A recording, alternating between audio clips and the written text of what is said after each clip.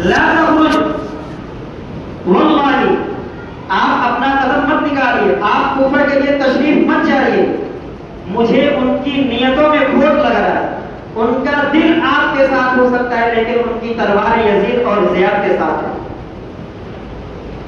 لیکن حضرت حسین رضی اللہ تعالیٰ عنہ نے کے پاس اتنے بزرگ آنے کی وجہ سے مسلم ابن عقیل اپنے چچا زاد بھائی کو وہاں کے حالات معلوم کرنے کے لیے بھیجا۔ تو جب مسلم ابن عقیل رضی اللہ تعالیٰ عنہ وہاں پہنچے ہیں کوفہ، تو انہوں نے مسلم ابن عقیل رضی اللہ تعالیٰ عنہ کے ہاتھ پہ بیعت کی اور انہوں نے یقین دلایا کہ ہم ایسا کچھ نہیں ہونے دیں گے، اس لیے آپ انہیں بلائیے۔ لیکن جس وقت مسلم ابن عقیل رضی اللہ تعالیٰ عنہ کوفہ میں گئے تھے، اس وقت کوفہ کا گورنر نعمان بن بشیر تھا، جو ایک نیک آدمی تھا، جو ایک نیک صحابی تھے۔ جب انہوں نے خط بھیجا کہ یہاں کا سب ماحول درست ہے، سب ٹھیک ہے، انہوں نے میرے ہاتھ پہ بیعت کر لی، آپ تشریف لائیں، تو حضرت حسین رضی اللہ تعالیٰ عنہ نے پورے اپنے گھر والوں کے ساتھ کوفہ کے لیے نکل پڑے۔ راستے میں کوئی فرزدق شاعر ملتا، اس نے بھی وہی بات کی جو حضرت عبداللہ بن مسعود رضی اللہ تعالیٰ عنہ نے کہا کہ آپ مت جائیے، ان کا دل آپ کے ساتھ ہو سکتا ہے لیکن ان کی تلواریں یزید اور زیاد کے ساتھ ہیں۔ لیکن ان کا پیغام پہنچا تھا مسلم ابن عقیل کا۔ اب فوراً جب انہوں نے مسلم ابن عقیل کے ہاتھ پہ بیعت کر دی، یزید نے فوراً نعمان بن بشیر کو گورنر سے گورنری ختم کر دی۔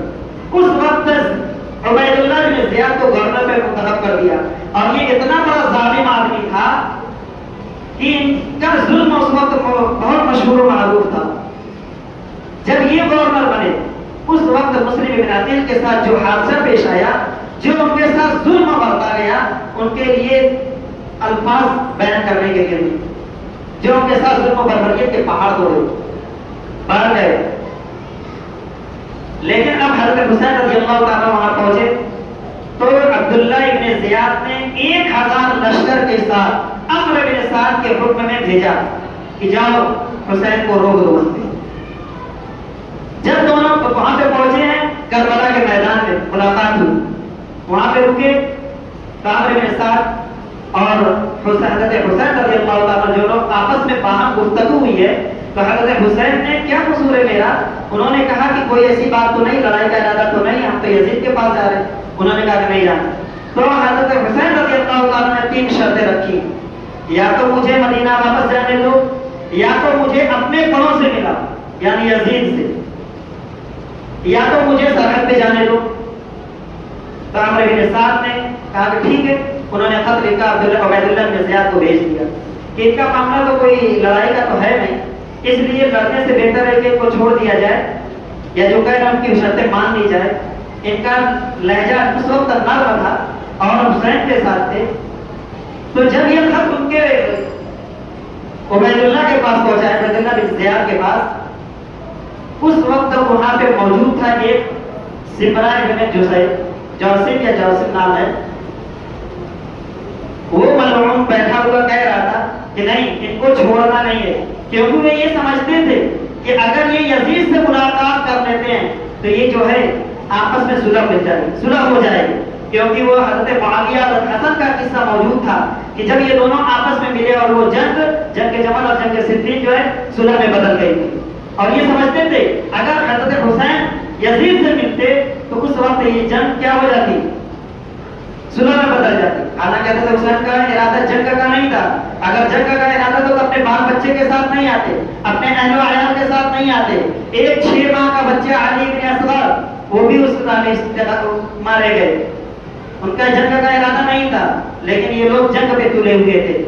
بہرکیف جب عبید اللہ بن زیاد نے تو شمرا بن جوسف نے ان کے ہاتھ میں بیعت کی کہ مجھے بھیجیے، اور 2000 لشکر کے ساتھ اس نے بھیجا ان کے پاس، اور انہوں نے اس کے ساتھ لڑائی کی، اور اسی عبید اللہ بن سمرا بن جوسف کے لشکر میں حر ایک نامی تھا، حر ابن یزید، یہ وہی یزید نہیں ہے، یہ یزید دوسرے ہے، حر ابن یزید، یہ لڑکا میں لشکر کو آپ کیا کرنے جا رہے ہیں؟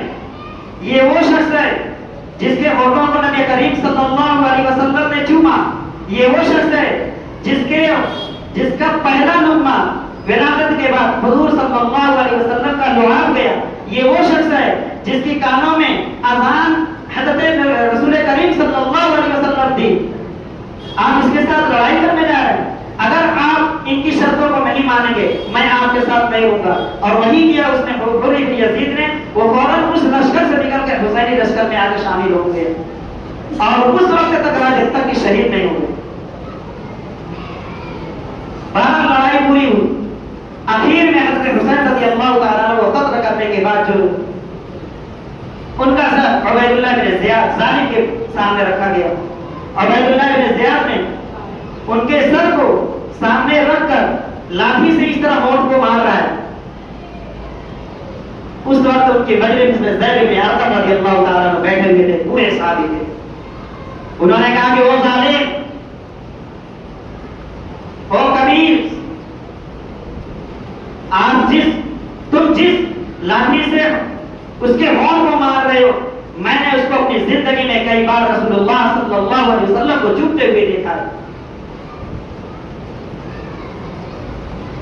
آخرکار اس عبید اللہ بن زیاد اس کا بھی وہی حشر ہوا جب اس نے حضرت حسین کو جس طرح قتل کر کے اس کے ہونٹ کو مارا، اس کو لاش کو ایسی بے دردی کے ساتھ پیش کیا. اس کا بھی حسر یہی ہوا کہ اسی جگہ اسی کا سر رکھ کر اس کا مختار سختی نے بھی اس طرح ہونٹ کو اس کو مارا تھا اور اس کے لاش کو باولے کتوں کو چھوڑ دیا گیا تھا. اسی طرح یہ سلسلہ چلتا رہا تھا.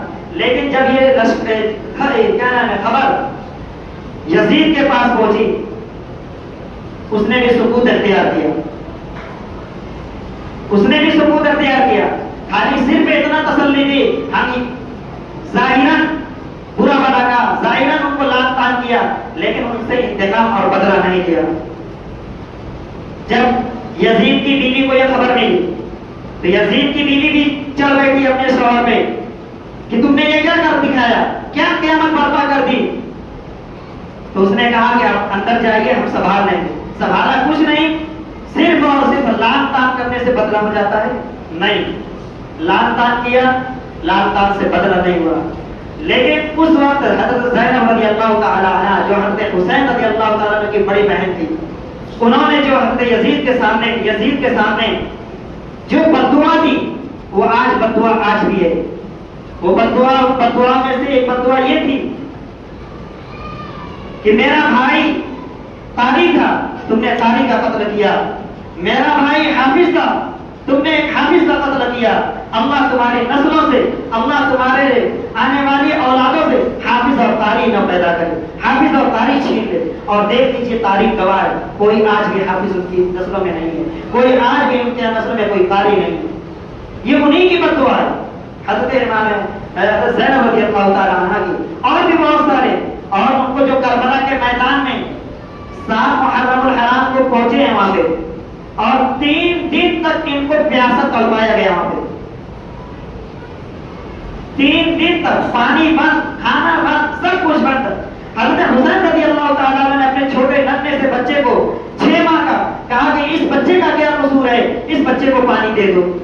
لیکن اس بچے کو نہیں بخشا اور تیر مارا، اس بچے کے گردن میں لگی اور دوبارہ اٹھا.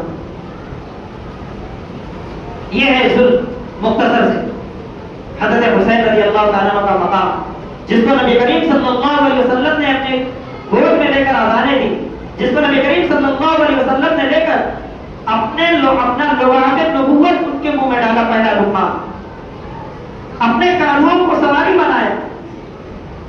اس حسین کے ساتھ یہ سلوک، اللہ رحم فرمائے. اللہ تعالیٰ حضرت امام حسین کو قبول و رحمت نازل فرمائے اور ان کے نسلوں پر بھی دعا کیجیے کہ اللہ تبارک و تعالیٰ ہمیں حق بات اور سچ بات پہ عمل کی توفیق عطا فرمائے. سنت پر